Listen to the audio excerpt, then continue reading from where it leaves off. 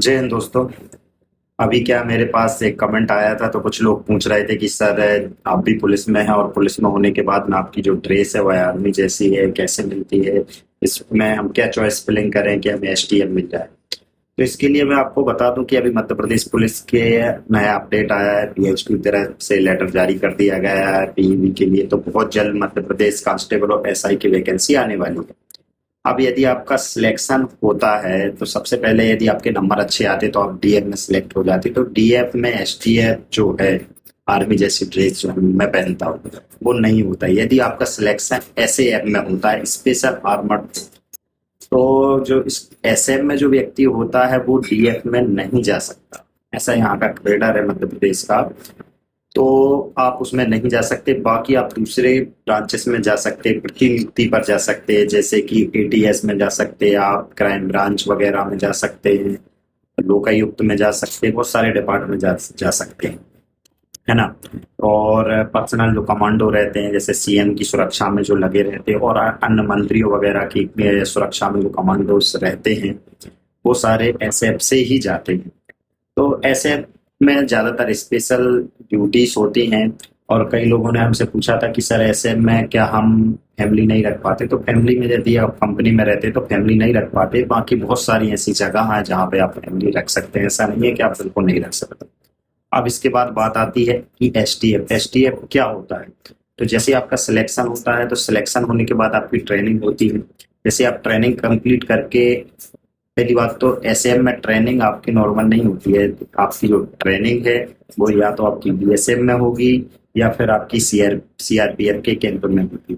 बल्कि जो डीएफ है, डीएफ में आपकी जो ट्रेनिंग रहती है वो थोड़ी सिंपल होती है ना, क्योंकि उसमें इंडोर होता है जबकि आउटडोर फॉर कम होता है। तो एसएफ की ट्रेनिंग टफ हो जाती है। जब आप ट्रेनिंग करके वापस आते हैं तो उसके बाद एसएफ में आपको कंपनी की या एसएफ में आपको कम से कम 3 वर्ष की सेवा अनिवार्य होता है एसटीएफ के लिए। जब आपकी 3 वर्ष की सेवा पूरी हो जाती है फिर इसके बाद एसटीएफ की वैकेंसी आती है। जब आप एसटीएफ की वैकेंसी में अपना फॉर्म फिल करते हैं उसके बाद आपका टेस्ट होगा।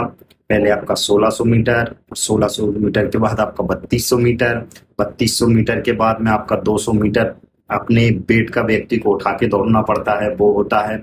फिर इसके बाद रस्सा चढ़ना पड़ता है। फिर लंबी कूद होती है, ऊंची कूद होती है, सेटअप होते हैं, आप वो दीवार चढ़ाते हैं। ये सारे बहुत सारे इवेंट आपको पास करना पड़ता है। जब सारे इवेंट पास कर जाते हैं तब जाके आपको एसटीएफ मिलती है। जैसे कि मेरी वर्दी ऐसे आती है। एसटीएफ की ड्यूटी क्या होती है? तो एसटीएफ की जो ड्यूटी है वो स्पेशल होती है।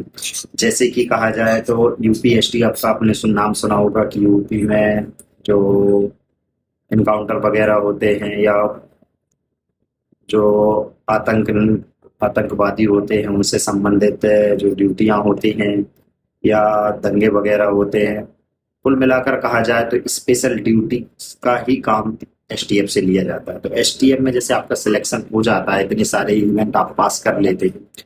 पास करने के बाद एसटीएफ का अलग से आपका 45 दिन का एक कमांडो कोर्स होता है, वो आपको क्वालिफाई करना पड़ता है। यदि आप उसको क्वालिफाई कर जाते हैं तब जाके आप एसटीएफ में रहेंगे। उस कोर्स का नाम होता है स्वाट, है ना।